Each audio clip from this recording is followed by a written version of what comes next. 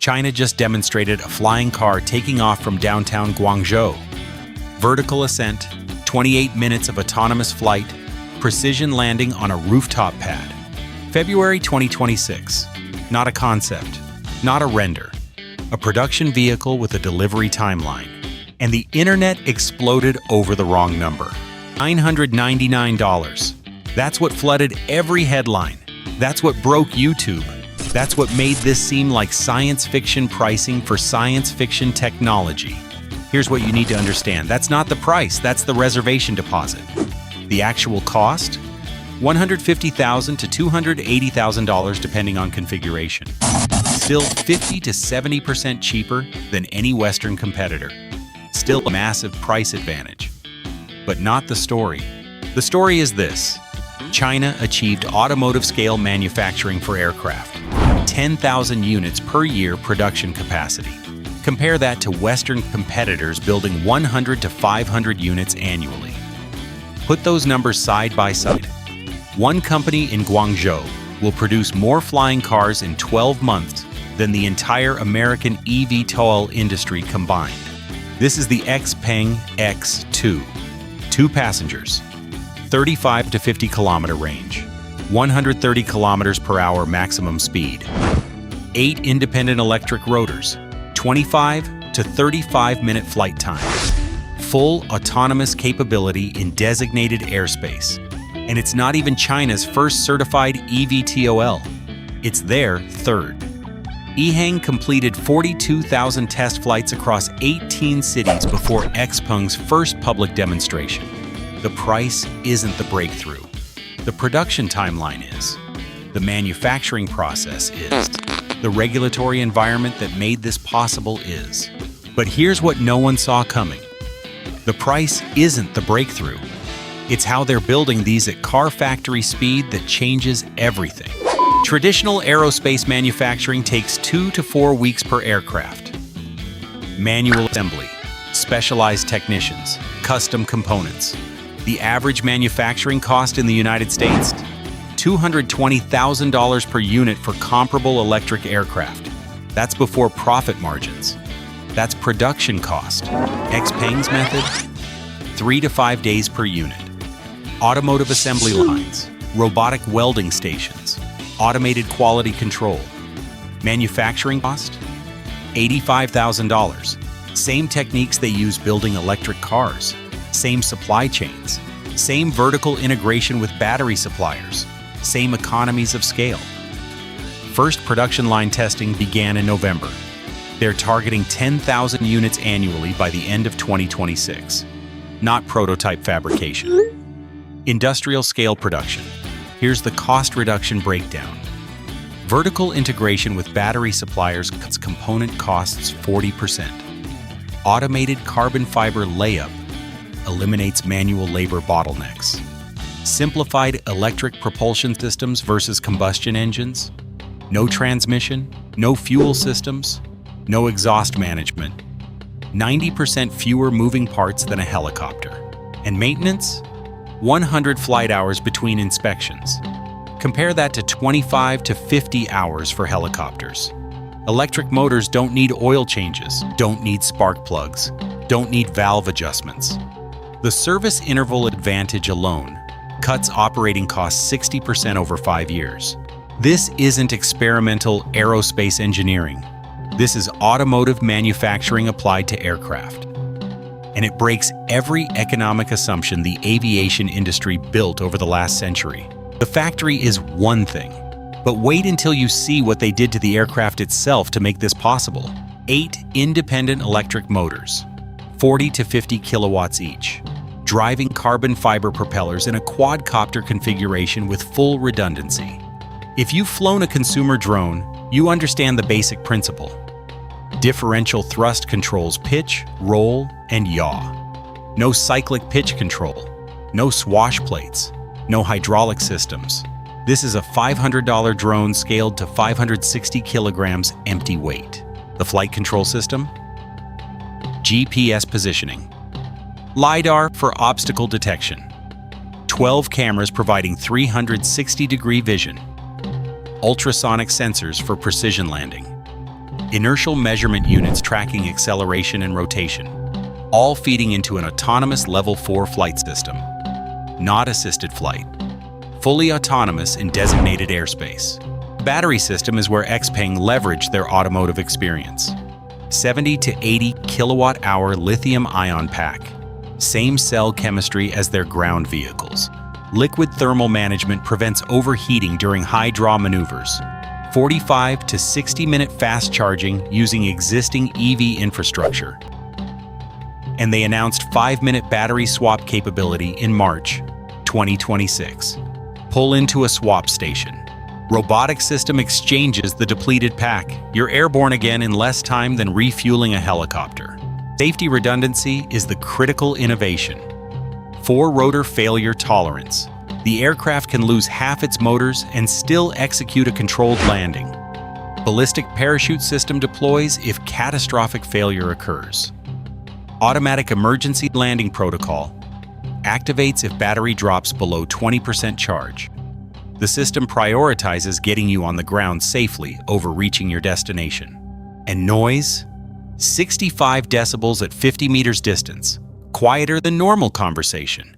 Compare that to 75 to 85 decibels for helicopters. The difference between background noise and intrusive disruption. The difference between urban acceptance and community opposition. Every specification optimized for one goal: make this manufacturable at automotive scale with automotive reliability. While American companies were still debating whether electric propulsion could meet aviation safety standards, XPeng was already stress testing production line throughput. These technical advantages create one clear outcome: XPeng can build aircraft faster and cheaper than anyone else. But the real competitive moat isn't in the specifications. Every flying car concept faces the same problem. You can't land an aircraft in your driveway. You can't park it at the grocery store. You can't drive it on public roads. So you need ground transportation from the landing pad to your final destination. Last mile problem. Every competitor ignored it or hand-waved it away. XPeng solved it. Patent granted January 2026. Detachable ground vehicle module. The aircraft component separates from a road-legal electric vehicle base. You fly to the designated landing pad. The aircraft docks with the ground module. You drive the last 5 kilometers to your actual destination. One integrated system, not a flying car, a modular air-ground vehicle. The AI integration is the second breakthrough.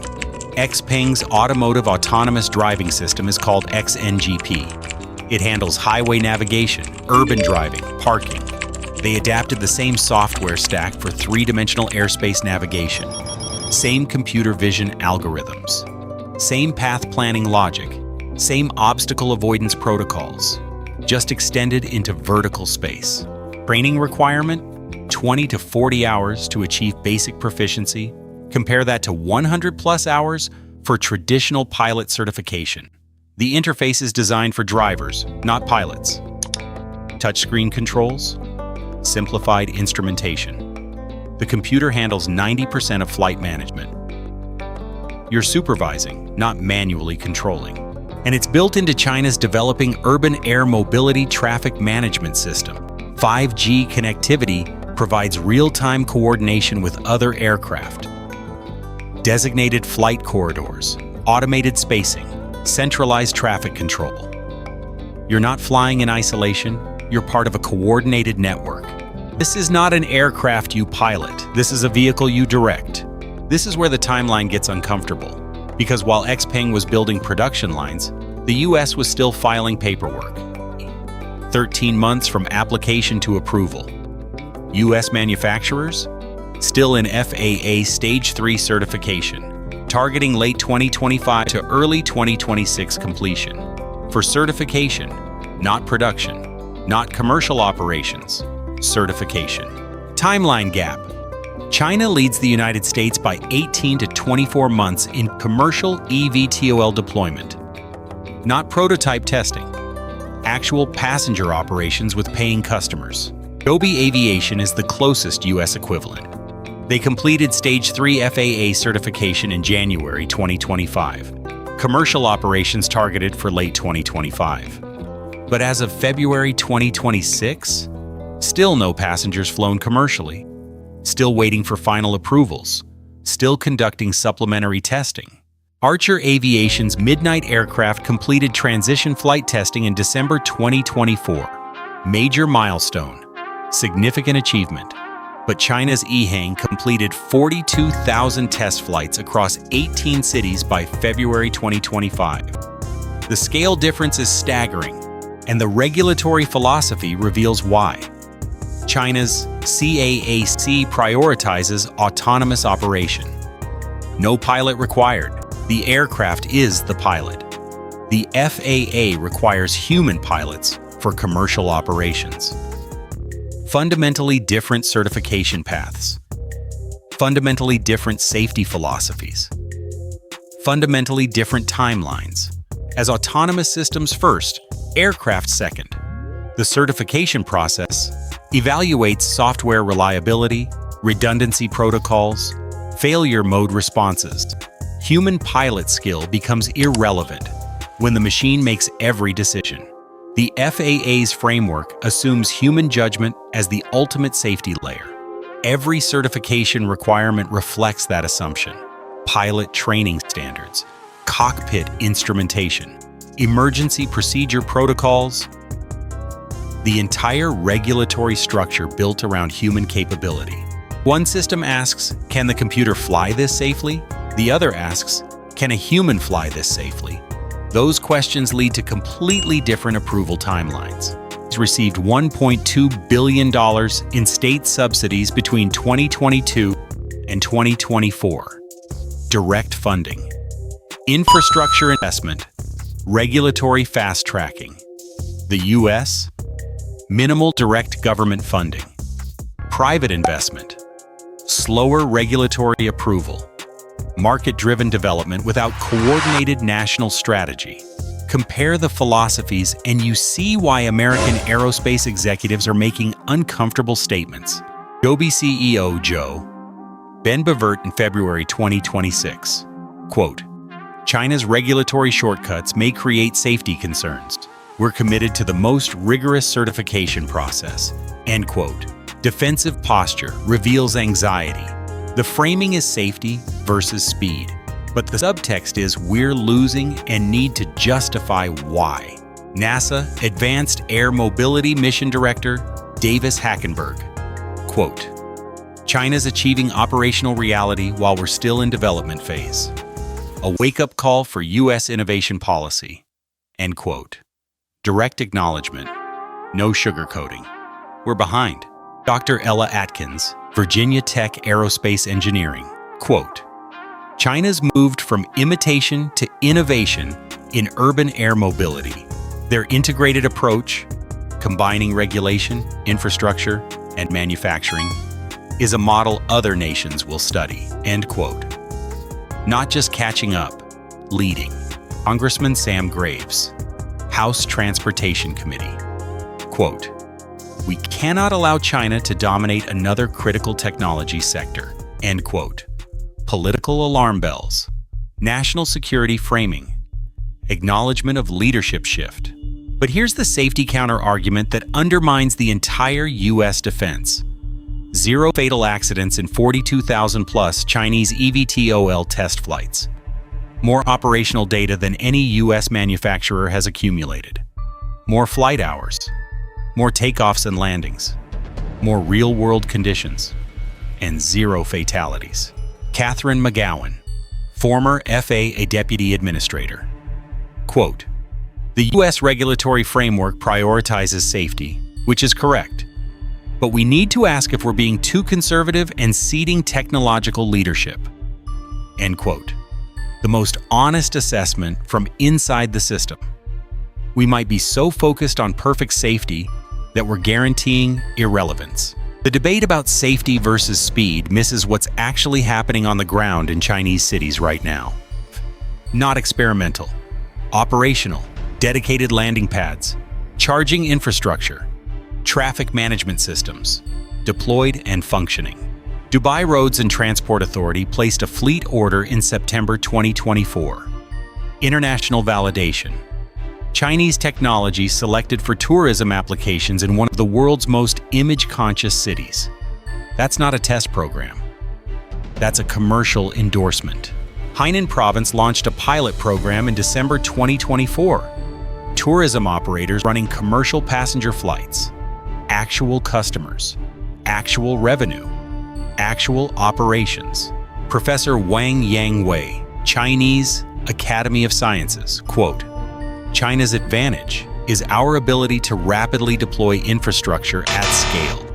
We built the world's largest high-speed rail network in 15 years. We're applying the same approach to urban air mobility." End quote. Not just aircraft, entire ecosystems. Shenzhen announced plans for 50 vertiport locations by the end of 2026, integrated with subway stations, connected to ground transportation. Part of the existing transit network, not isolated landing pads. Multimodal transportation hubs, and the charging infrastructure leverages existing EV networks. Same connectors, same payment systems, same grid integration. An EVTOL charges at the same station as a ground vehicle. No separate infrastructure build-out required. Compare that to the United States. Joby announced partnerships with 2 airport locations for initial operations. 2 locations. In a country with 330 million people, the infrastructure gap is as significant as the aircraft gap. Here's what the infrastructure reveals. China isn't building a new transportation category. They're integrating aerial vehicles into existing urban mobility systems. That's the difference between a novelty and a revolution. Now look at the business model, because this is where the competitive threat becomes an economic reality. XPeng's pricing strategy targets the premium commuter market. $150,000 for the base model, $280,000 for the fully autonomous version. Compare that to luxury vehicle pricing. A high-end Tesla Model S Plaid costs $110,000. A BMW i7 costs $120,000. The price gap between a luxury ground vehicle and a flying vehicle is narrowing to the point of irrelevance for wealthy consumers. Operating costs amplify the advantage. Electricity costs 90% less than aviation fuel per kilometer. Maintenance costs 60% less than helicopters. Insurance costs are still being determined, but early estimates suggest 50% lower premiums than traditional aircraft due to autonomous safety systems and redundancy. The target customer isn't buying an aircraft, they're buying time. A 90-minute ground commute becomes a 15-minute flight. That's 75 minutes per day, 6 hours per week, 312 hours per year, 13 full days. The value proposition isn't transportation, it's reclaimed time. China's urban density makes the economics work. Shanghai has 24 million people. Beijing has 21 million. Guangzhou has 15 million. Dense populations with severe traffic congestion and high-income professionals willing to pay for time savings. The addressable market is massive. XPeng projects. 50,000 units sold by 2030. At an average price of $200,000, that's $10 billion in revenue from flying cars alone. Not speculative. Based on pre-orders and market analysis, they've already received 12,000 reservations as of March 2026. The business model extends beyond individual sales. XPeng is positioning for the urban air mobility service market. Think Uber, but vertical. Fleet operations managed by the company. Customers pay per trip, not per vehicle. The autonomous capability makes this economically viable. No pilot salaries, no crew training costs, just electricity, maintenance, and infrastructure fees. Early projections suggest per-trip costs could reach $20 to $30 for a 15-minute flight within 5 years. That's competitive with premium ground ride services in congested cities. And it's 10 times faster. The unit economics work when you remove the human operator. But here's the projection that should concern every Western aerospace company. China's eVTOL exports. The same pattern that played out in electric vehicles is beginning in urban air mobility. Dominate the domestic market. Achieve manufacturing scale, then export at prices foreign competitors cannot match. BYD became the world's largest EV manufacturer using this exact strategy. XPeng and EHang are following the same playbook. Southeast Asian markets are the first target.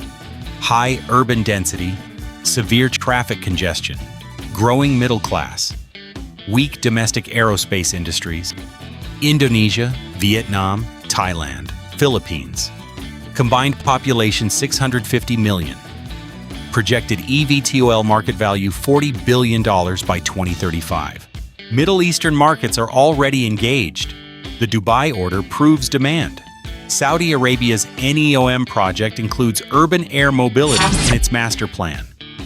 UAE's advanced air mobility strategy explicitly mentions Chinese manufacturers as potential partners. And then there's the developing world. African cities with populations exceeding 5 million. Latin American megacities with infrastructure challenges.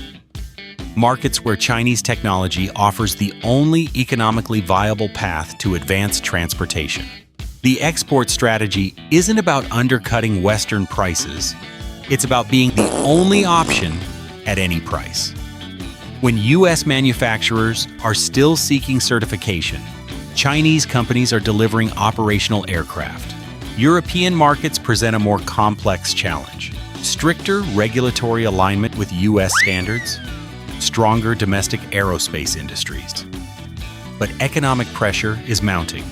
If Chinese eVTOLs cost half the price of European alternatives and demonstrate safe operational records across dozens of cities, regulatory resistance becomes politically difficult to maintain. Trade policy becomes the battleground. That's not competition, that's market capture. And now the reframing that changes how you see everything that just happened. This is not a story about flying cars. This is a story about industrial policy, about regulatory philosophy, about national priorities, about whether the United States can compete in advanced technology sectors when another country treats them as strategic infrastructure rather than commercial opportunities. China didn't build a better flying car. They built a better system for developing, certifying, manufacturing, and deploying flying cars. The aircraft is the output. The system is the advantage. And that system is now operational, while American companies are still navigating certification processes designed for a different era of aviation. The gap isn't closing, it's widening. 3 years ago, Chinese eVTOLs were dismissed as copies of Western designs. Today, they're setting the global standard. 5 years from now, they may be the only commercially viable option in most markets.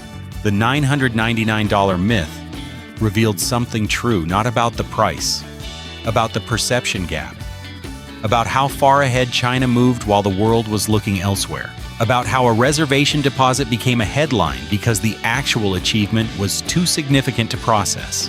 10,000 flying cars